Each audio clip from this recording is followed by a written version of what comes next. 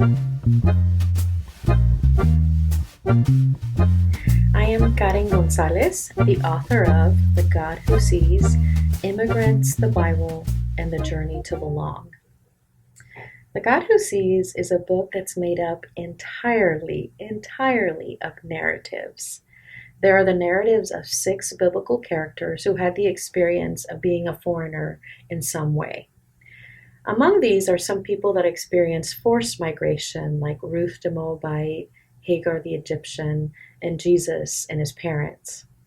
Other migrants went to other lands of their own accord, people like Abraham and Sarah, for example.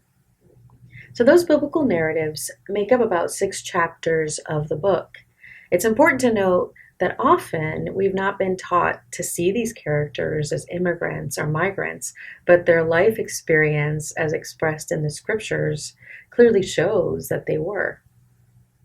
The other 5 chapters of the book are made up of my own story of migration from Guatemala to the US and how that story intersects with my story of faith.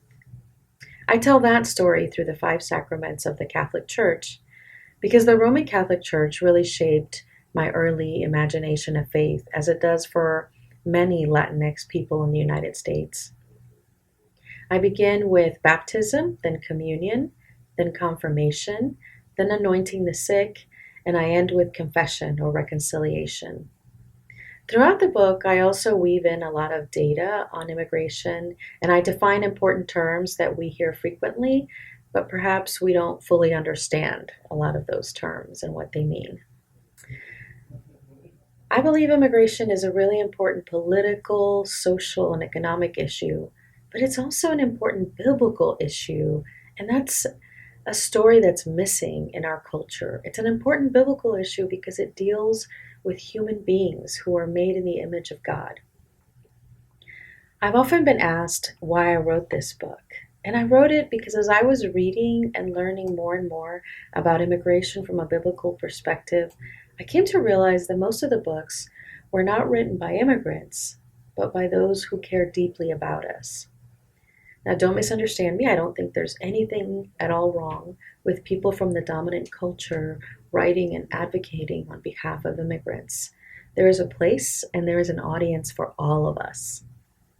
But we immigrants can also tell our own stories. We can advocate for ourselves too. I wanted to add my voice because I believe that hearing the story as it happened to my family and me brings an important perspective that's needed in this conversation. I also believe that we're changed by the people with whom we read the Bible. So what excites me most about people reading my book is that they'll have an opportunity to read the Bible through immigrant eyes. And if they're open to that experience, they'll see that the Bible speaks to migration. The Bible is not clear on many things. In fact, I'm not a fan of saying the phrase, the Bible is clear. But in fact, the Bible does speak to this important topic. There's a lot of movement of people throughout the scriptures. It seems that the movement of people is a very natural and organic thing.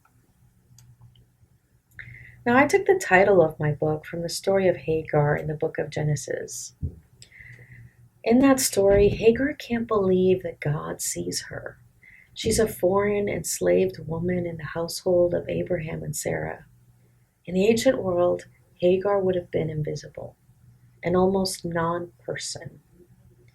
Yet God takes note of her, and she becomes the only person in the Bible to give God a name, the God of vision, of far-seeing, of taking note of her, just a foreign slave girl.